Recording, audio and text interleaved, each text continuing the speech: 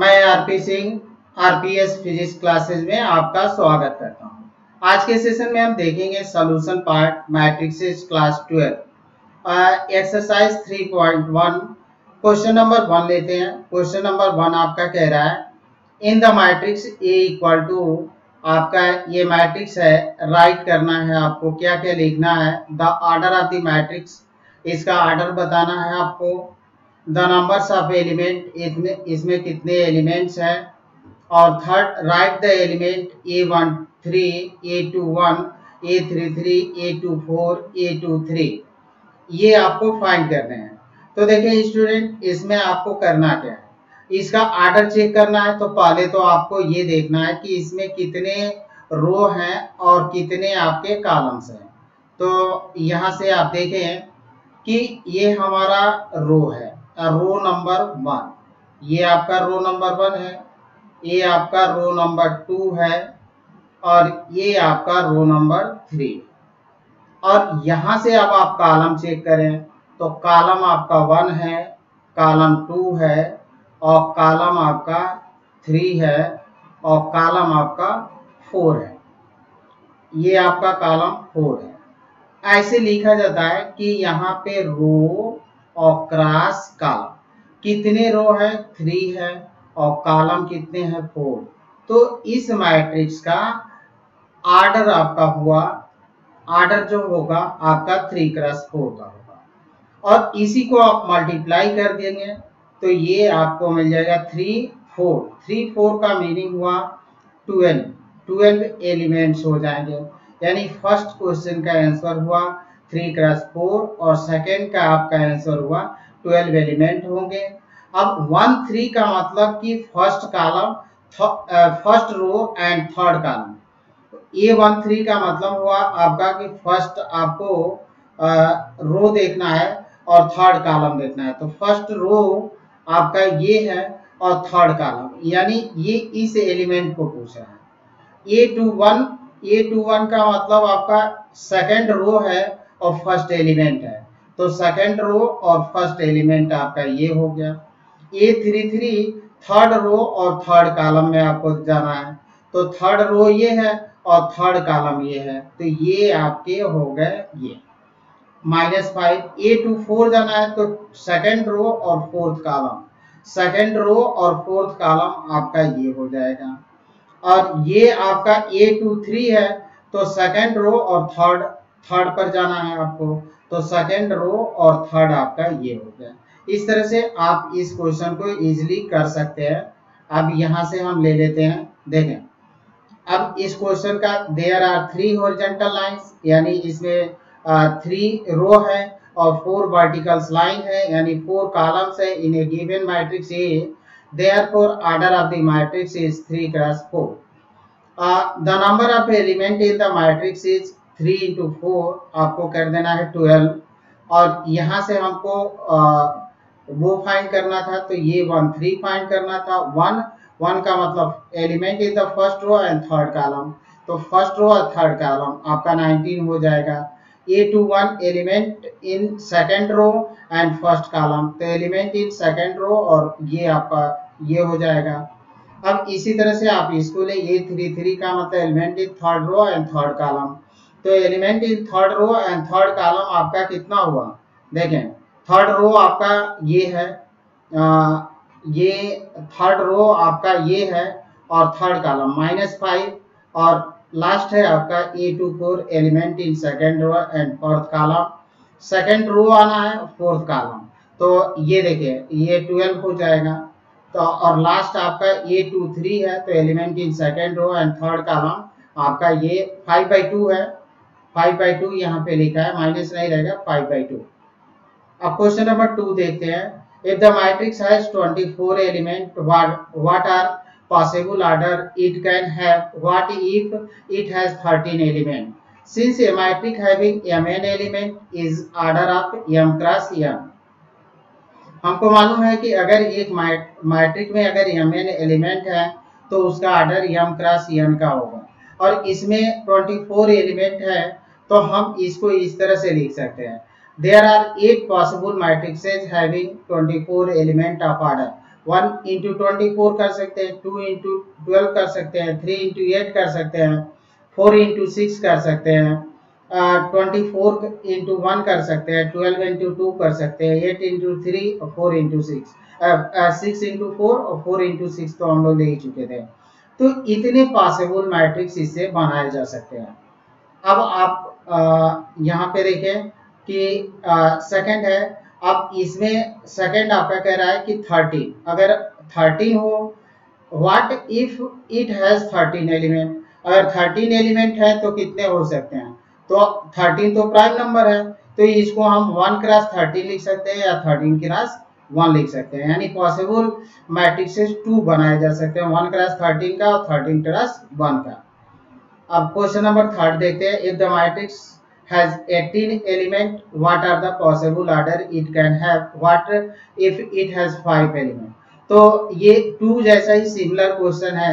18 है तो आप फिर since A matrix having mn element is of order m cross n, अगर कोई मैट्रिक्स है और उसमें mn एलिमेंट है तो उसका ऑर्डर होगा m क्रॉस n का।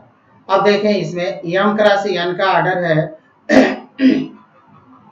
तो हम क्या कर सकते हैं, इसको 18 है तो 1 क्रॉस 18 ले सकते हैं, और 2 क्रॉस 9 ले सकते हैं, 3 क्रॉस 6 लिख सकते हैं, या 18 क्रॉस 1 ले सकते हैं, 9 क्रॉस 2 लिख सकते हैं और 6 क्रॉस 3 लिख सकते हैं। तो ये हमारे 6 पॉसिबल मैट्रिक्स है जिससे बनाए जा सकते हैं। अब इसका सेकंड पार्ट है तो 5 तो आपका प्राइम नंबर है, तो 1 क्रॉस 5 या 5 क्रॉस 1 यानी 2 पॉसिबल मैट्रिक्स हो सकता है। तो यहाँ पे प्राइम नंबर है तो इससे आपके कितने पॉसिबल मैट्रिक्स हो सकते हैं? 2 पॉसिबल मैट्रिक्स हो सकते हैं 1 क्रॉस 5 का, और 1 क्रॉस 5 आपका होगा रो मैट्रिक्स होगा क्योंकि रो में ही होंगे, और 5 क्रॉस 1 आपका कॉलम में ही होगा तो ये कॉलम मैट्रिक्स बन सकते हैं, 2 मैट्रिक्स बन सकते हैं। क्वेश्चन नंबर 4 देखते हैं। Construct a 2 cross 2 matrix A equal to Aij whose element are given.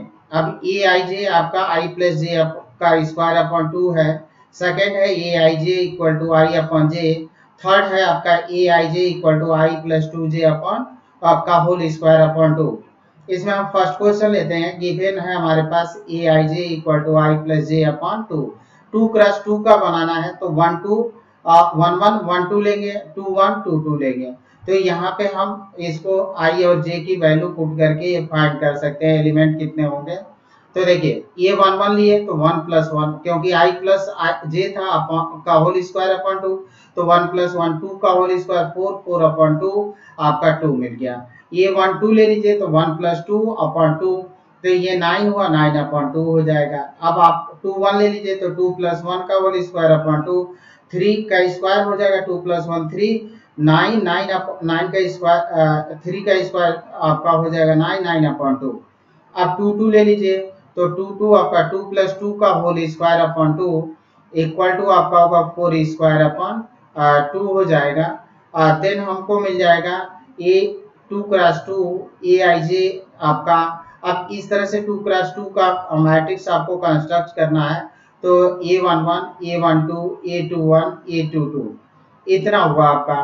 तो अब यहाँ पे A11 की वैल्यू 2 आई थी, A12 की 9/2, A21 की वैल्यू आपकी 9/2, A22 की 8। तो ये हमारा मैट्रिक्स होगा 2 क्रॉस 2 का, यानी 2 इसमें रो होंगे और 2 ही आपके कॉलम होंगे। अब इसका सेकंड पार्ट लेते हैं। गिवन है Aij equal to i upon j। अब A11 निकाल लेते हैं तो 1 अपॉन 1 इक्वल टू 1, A12 निकालेंगे तो अब 1 अपॉन 2 आपका मिल गया, A21 2 अपॉन 1 2, A22 निकालेंगे तो 1। अब इसको कंस्ट्रक्ट करना है तो ये 2 क्रॉस 2 बराबर Aij, 2 क्रॉस 2 का मैट्रिक्स है A11 A12 A21 2 2, तो 1 1/2 2 1। इस तरह से आप इसको कंस्ट्रक्ट कर सकते हैं। इसका थर्ड पार्ट लेते हैं। Aij equal to i plus 2j का होल स्क्वायर अपॉन 2 है। अब 1 1 निकालते हैं तो 1 प्लस 2 का होल स्क्वायर अपॉन 2, तो 3 9 अपॉन 2 हो गया। A12 निकालते हैं तो यहाँ पे देखिए 2 रखना है तो 2 क्रॉस 2 आपका हो जाएगा 4, 1 प्लस 4 5 5 का स्क्वायर हुआ 25 अपॉन 2। अब यहाँ पे 2 1 ले लेते हैं तो 2 प्लस 2 होगा, 4 का स्क्वायर अपॉन 2 8 आएगा आपका। और 2 ले लीजिए तो 2 + 4, यहाँ पे 2j है तो 2 × 2 2 और 6 हो गया 36/2 18। अब इसको 2 × 2 का एक मैट्रिक्स बना लीजिए। तो ये 1 1 आपका 9/2 है, ये आपका ये 1 2 25/2, ये 8 है, ये 18 है। इस तरह से आप बना सकते हैं इसको। अब नेक्स्ट क्वेश्चन लेते हैं, कंस्ट्रक्ट ये 3 × 4 मैट्रिक्स, यानी इसमें 3 रो होंगे, 4 आपके कॉलम होंगे। whose element are given by aij equal to 1/2 modulus 3i - 3i + j, यानी ये निगेटिव तो वैल्यू देगा नहीं। अब आपको 1 से लेकर j की वैल्यू 4 होगी, इसका 3, यानी ये i की वैल्यू 3 तक जाना है। तो आप ले लीजिए a11 लेंगे तो 1 1। अब ये हमारा क्वेश्चन है, फर्स्ट क्वेश्चन हम लेते हैं। तो देखिए 1 1 लेते हैं 1/2, यानी यहाँ पे -3 × 1 + 1 करेंगे, -2 आया और बाहर निकल कर आएगा तो प्लस होगा 2/2 = 1। इसी तरह से हम 1 2 निकालते हैं, तो 1 2 निकालेंगे तो आपका -3 + 2, ये आपका ये हो गया 1/2। 1 3 निकालते हैं तो -3 + ये 0 आ जाएगा। 1 4 निकालते हैं तो ये आपका इस तरह से आपका निकल जाएगा 1/2। अब 2 का i की वैल्यू 2 लेना है और j की वैल्यू 4 तक जाना है आपको। तो 2 1 आपका 1/2 -6 + 1, ये आपका -5 आ गया तो 5/2। 2 2 लेते हैं तो -6 + 2 आपका ये हो गया 1/2 और ये आपका -4 हुआ। अब मॉडुलस है तो मॉडुलस से बाहर निकलकर 4 आया, 2 से आप काट दीजिए तो 2 मिलेगा। 2 3 लेते हैं तो 2 3 आपका 1/2 -6 + 3 1/2 -3, ये आपका 3/2 आया। यहाँ पे 2 4 लेते हैं तो माइनस यहाँ पे माइनस आपका 3i था तो 3 दूनी 6 हो गया और यहाँ j था तो j की वैल्यू रख दीजिए, ये आपको 1 दिया। अब i की वैल्यू 3 रखना है और j की वैल्यू 1 से 4 तक चलना है। तो 3 1 निकालेंगे तो 4 आया। सिमिलरली आप 3 2 निकालेंगे तो 7/2 आएगा। 3 3 निकालेंगे तो आपका 3 आएगा। सिमिलरली आप 3 4 निकाल लीजिए तो आपका 5/2। अब कंस्ट्रक्ट करना है तो ये आपका मैट्रिक्स हो जाएगा, ये 3 4, या इसको ij रख लीजिए। इसमें आपके 3 रो होंगे और 4 कॉलम बनाने हैं, यानी 3 × 4 का मैट्रिक्स है। अब सबकी वैल्यू पुट कर देंगे तो हमको रिजल्ट मिलेगा ये। तो ये हमारा क्वेश्चन होगा। अब नेक्स्ट इसका सेकंड पार्ट देख लेते हैं। सेकंड पार्ट है aij = 2i - j।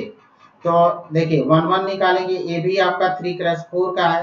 तो i की वैल्यू 1 से 3 तक जाना है, j की वैल्यू 1 से 4 तक जानी है आपको।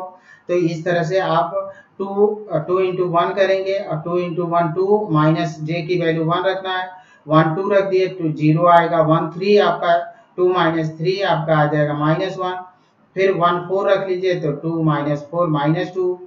अब आप i की वैल्यू 2 करें और j की वैल्यू 1 से 4 तक ले जाए तो 2 1 आपका 2 × 2 4 हो गया 4। अब ये से 1 से 4 तक, 4 में से 1 से 4 तक आपको घटाते चले जाना है।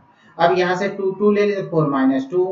अब इसी तरह से हम 2 3 ले 4 - 3, 2 4 लेंगे 4 - 4 0 हो गया। अब यहाँ पे 2i - j है तो अब i की वैल्यू 3 रखिए और j की वैल्यू 1 से 4 तक वो करेंगे, इंक्रीज करेंगे। तो ये 3 1 तो 3 दूना 6 6 - 1 हो गया। फिर 3 2 6 - 2, 3 3 6 - 3, 3 4 6 - 4, ये आपका मिल गया। अब इसको आपको कंस्ट्रक्ट करना है तो 3 × 4 का मैट्रिक्स हमको इस तरह से लिखना है। अब इसकी वैल्यू सबकी पुट कर दीजिए तो आपको मिल जाएगा ये। तो ये हमारा मैट्रिक्स हो गया। अब नेक्स्ट क्वेश्चन लेते हैं। नेक्स्ट है find the value of x y z from the following equation. हमारे पास फॉलोइंग इक्वेशन है, उसमें एक्स वाई जेड की वैल्यू फाइंड करनी है। तो फर्स्ट है आपका 4 3 x 5 y 1 और y 1 है और z 5 है। अब यहाँ पे एक आप कॉन्सेप्ट देख लें, 2 matrix are equal. 2 matrix equal तब होते हैं जब वो सेम ऑर्डर के हों and corresponding element must be equal, यानी 4 जो होता है y के बराबर, 3 आपका z, x आपका 1 के बराबर, 5 आपका 5 के बराबर। यानी 2 मैट्रिक्स आपके समान तब होते हैं जब सेम ऑर्डर के हों और corresponding element must be equal. तो आप कंपेयर कर लीजिए, y की वैल्यू 4 आएगी, x की 1 और z की वैल्यू 3 आ जाएगी। इस तरह से हम निकाल सकते हैं इसको। अब इसका सेकंड पार्ट देख लेते हैं। सेकंड आपका कह रहा है x plus y 5 plus z 2xy। अब देखिए करस्पॉन्डिंग x प्लस वाई की करस्पॉन्डिंग एलिमेंट 6 हुआ, तो हम लिख सकते हैं इतना। अब यहाँ पे 2 है तो ये 2 है। अब यहाँ पे देखिए 5 प्लस जेड का करस्पॉन्डिंग एलिमेंट 5 है, तो और एक्स वाई का करस्पॉन्डिंग एलिमेंट 8 है, तो हम ये लिख सकते हैं 5 प्लस जेड का करस्पॉन्डिंग 5 है। 5 को आप इस तरफ ले जाएंगे तो z इक्वल टू 5 माइनस 5, तो z आपको 0, तो यानी z की वैल्यू मिल गई। अब आपके पास दो इक्वेशन बन रहे हैं, x plus Y equal to 6, x y equal to 8। अब यहाँ पे देखें कि इसको आपको करना क्या है। अब जब इस तरह से प्रश्न आपको मालूम हो अगर करना है तो इसको यहाँ से एक्स वाई फाइंड करना है, तो हम क्या करते हैं कि या तो हम रिप्लेस करते हैं यहाँ से। अब y की वैल्यू आप रिप्लेस कर दें यहाँ पे, तो x अपॉन 8 रखें, 8 अपॉन x रखें तो सॉल्व करें, या आप x माइनस वाई की वैल्यू फाइंड कर लें। तो हम इस तरह से निकाल लेते हैं x माइनस वाई का whole square equal to x plus y का होल स्क्वायर माइनस 4xy। अब इसकी वैल्यू x प्लस वाई आपका कितना है 6 और ये 4 है, एक्स वाई की वैल्यू 8 है, तो 4 इंटू 8 आपका हो गया 32 और ये 36, तो ये आप माइनस करेंगे तो आपको मिल जाएगा 2, प्लस माइनस 2 होगा। हम प्लस पर सॉल्व करते हैं, आप माइनस पर भी लेकर यहाँ पे सॉल्व कर सकते हैं। अब देखिए एक वैल्यू हम लोगों को इक्वेशन मिला था x plus Y equal to 6 और x minus Y equal to 2। अब यहाँ से सिर्फ हम कॉन्सेप्ट से ही आपको बता दें, इस तरह से तो ऐड करेंगे तो आपको मिल जाएगा।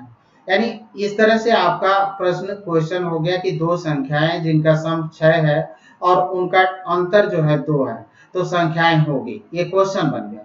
तो उनका सम 6 है और अंतर कितना है 2 है, यानी x माइनस वाई, यानी ये 4 है ये 2 है, तभी 4 में से 2 आप घटाएंगे तो 2 मिलेगा और 4 प्लस 2 करेंगे तो आपका 6।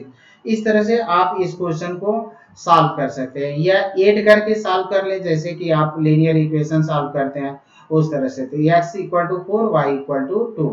अब यहाँ पे माइनस लेकर भी कर सकते हैं, अगर माइनस लेंगे तो आपकी वैल्यू, अब इसको हम सॉल्व करना आपको बता देते हैं कि कैसे आप सॉल्व करेंगे।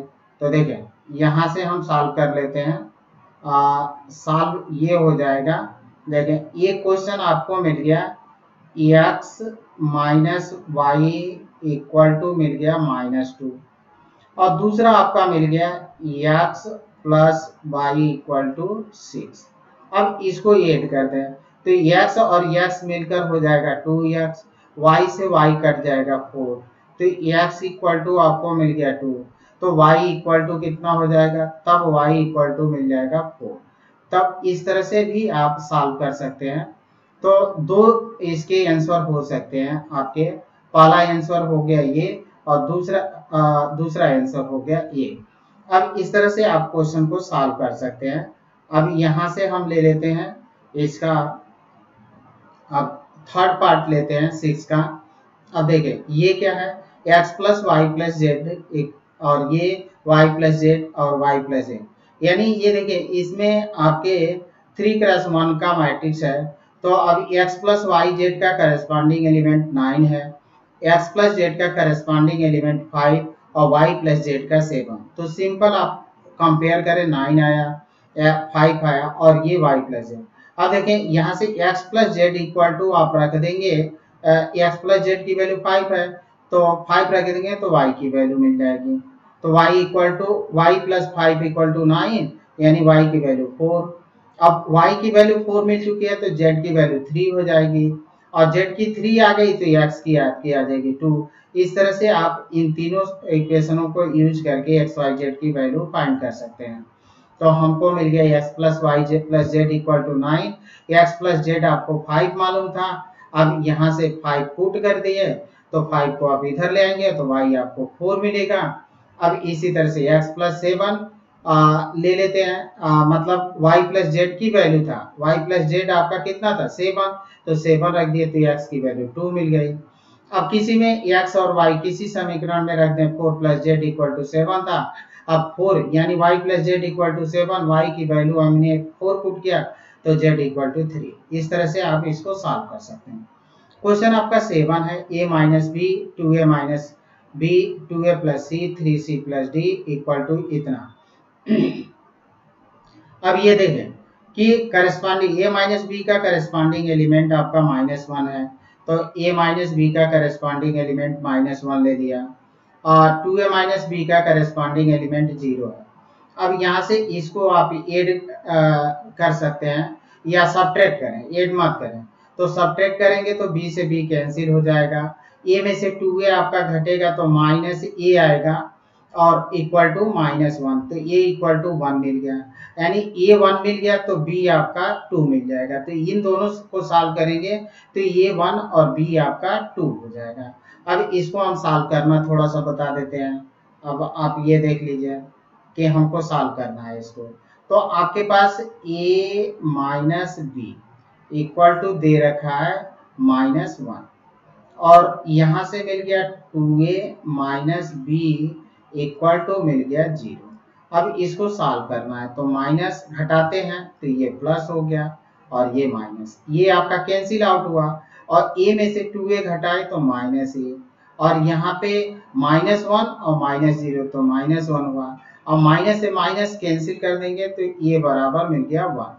अब इसमें आप पुट कर दीजिए, देखिए इसमें अगर आप पुट करते हैं तो a की वैल्यू मिली है 1 और माइनस बी इक्वल टू -1, तो b आपको मिल जाएगा -1 और -1, तो b आप यहाँ माइनस बी है तो -2, यानी माइनस बी इक्वल टू, तो माइनस से माइनस कैंसिल आउट हुआ तो b इक्वल टू आपको मिल गया 2।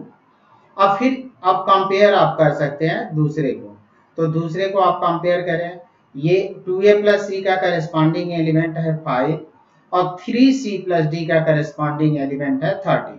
तो फिर आप इसको अगर लेते हैं तो इतना मिला और ये हो गया। अब देखिए 2a plus C equal to कितना है आपका 5 है और a की वैल्यू यहाँ से हम लोग फाइंड कर चुके हैं 1, तो यहाँ 1 रख देंगे तो 2 इंटू 1 कितना हुआ आपका 2 और प्लस सी इधर लाएंगे तो 5 माइनस 2 आपका c इक्वल टू 3। अब इसी तरह से इसको आप ले लीजिए 3c plus d equal to 13। अब यहाँ पे c की वैल्यू हमारी मिल चुकी है तो 3 इंटू 3 तो 9 और 9 को आप इधर ले आकर माइनस करेंगे तो 13 में से 9 आप घटाएंगे तो आपको d की वैल्यू मिलेगी 4। तो ये हमको मिल गया 4। तो ABCD की वैल्यू आप फाइंड कर लिए इजिली। अब इसी तरह से हम क्वेश्चन नंबर 8 लेते हैं। a इक्वल टू, ये ऑब्जेक्टिव क्वेश्चन है, ij m cross n is square matrix if m आपका लेस है किससे, n से, या m ग्रेटर है n से, b है m बराबर n और c है आपका नन ऑफ दी। तो आप देखिए जब स्क्वायर मैट्रिक्स आपको फाइंड करना है इसका मतलब कि m और n की वैल्यू क्या होनी चाहिए, सेम होनी चाहिए, तो करेक्ट आंसर आपका हो जाएगा c। अब क्वेश्चन नंबर 9 लेते हैं। 9 कह रहा है which of the given value of x and y make the following pair of matrixes equal. Which of the given value of x and y make the following pair of matrices equal। अब x y z की क्या value हो जाए कि ये equal matrix बन जाए, ये आपका कह रहा है। तो अब देखिए कि आपको मालूम है कि इक्वल होने के लिए करस्पॉन्डिंग एलिमेंट को क्या होना चाहिए, बराबर होना चाहिए। अब ये क्वेश्चन मिसिंग लग रहा है, बट यहाँ पे देखें कि x equal to -1/3 y equal to 7। B कह रहा है नॉट पॉसिबल टू फाइंड, तो मेरे ख्याल से तो यही होना चाहिए, बट यहाँ पे देखें एनसीईआरटी में इसको मेंशन कर रखा है। तो x equal to -2/3 y equal to 7 और डी दे रहा है x equal to -1/3 y equal to -2/3, यानी एनसीईआरटी के अनुसार ये आपका करेक्ट आंसर है, सी आपका करेक्ट है। लेकिन आप यहाँ पे देखें कि सी हम ले लेते हैं, इसको लेते हैं 7 y की वैल्यू, तो 7 प्लस 1 आपका हो गया 8, करस्पॉन्डिंग तो हमको मिल गया। अब x की वैल्यू दे रखा है -2/3, तो अब यहाँ पे देखें कि -2/3 दिया है तो 2/3, 3 से 3 कैंसिल हुआ तो ये 2 + 2 ये 4, ये भी हमको मिल रहा है। ठीक है, अब ये इसकी करेस्पॉन्डिंग वैल्यू ये है और ये 7 - 2 लेंगे तो y की वैल्यू 7 आप पुट करें, 7 - 2 5 मिल रहा है। बट यहाँ नहीं मिल रहा है, यहाँ पे भी चेक कर लेते हैं और आप ये देखें कि ये हमारा हो रहा है कि नहीं। ये आपका ये लेते हैं, देखें कि यहाँ पे 3 और x है और प्लस हमारे पास है 6। अब हमारा आंसर तो ये दे रखा है एनसीईआरटी ने। अब x की वैल्यू -2/3 तो 3 × -2/3 और +7। अब 3 से 3 कैंसिल हुआ तो ये -2 ये हुआ और प्लस ये 7 हुआ। अब यहाँ पे आ गया 5। तो हम ये कहें कि जो अगर ये आंसर करेक्ट लेकर चलना है तो यहाँ पे 0 न होकर क्या होना चाहिए, 5 होना चाहिए। यहाँ पे 0 न होकर आपका 5 होना चाहिए, तब तो ये आपका आंसर करेक्ट है। अगर यहाँ 0 है तब नॉट पॉसिबल वाले पर ही आंसर करेक्ट होना चाहिए, तो ये तब करेक्ट। अब यहाँ पे अगर संशोधन करके आप 5 लिख लेते हैं तो ये वाला आंसर आपका करेक्ट होगा। अब नेक्स्ट क्वेश्चन आपका देख लेते हैं, लास्ट क्वेश्चन है। लास्ट क्वेश्चन आपका कह रहा है, यहाँ से देखें कि ये क्वेश्चन है आपका कह रहा है the number of all possible matrices of order 3 × 3 with each entry 0 or 1 each, with each entry 0 or 1 each। यानी देखिए कि 3 × 3 का मैट्रिक्स आपको बनाना है, तो यहाँ पे ऑप्शन दे रखा है ये 27, B 18, C 81 और D आपका 512। अब यहाँ पे देखें कि आपको मैट्रिक कौन सा बनाना है, 3 × 3 का, तो 9 एलिमेंट होंगे, यानी ऐसे हो। अब इसके जगह पर आपकी 2 पॉसिबिलिटी है, 0 और 1 रख सकते हैं, 0 रख सकते हैं 1, इसके जगह पर 2 पॉसिबिलिटी, इसके जगह पर 2 पॉसिबिलिटी, इसके जगह पर 2, सब जितने भी एलिमेंट है सबकी जगह पर 2 पॉसिबिलिटी हमको मिलेगी। The number of choice of each element is 2, 0 और 1 according to multiplication theorem of counting. Multiplication theorem of counting probability का है, आप फर्स्ट ईयर में पढ़े हैं इसको। तो यहाँ पे अकॉर्डिंग टू यानी 9 एलिमेंट है, हर की पॉसिबिलिटी कितनी है, 2, तो 2 × 2 × 2 9 बार आपका होगा, 9 टाइम्स होगा, यानी 2 पर 9 हुआ और 2 पर 9 = 5125। तो यानी आपका करेक्ट आंसर होगा डी। Thank you student. अगर मेरा प्रयास अच्छा लगा हो तो मेरे वीडियो को लाइक करें, कमेंट करें, शेयर करें और मेरे चैनल को सब्सक्राइब करें।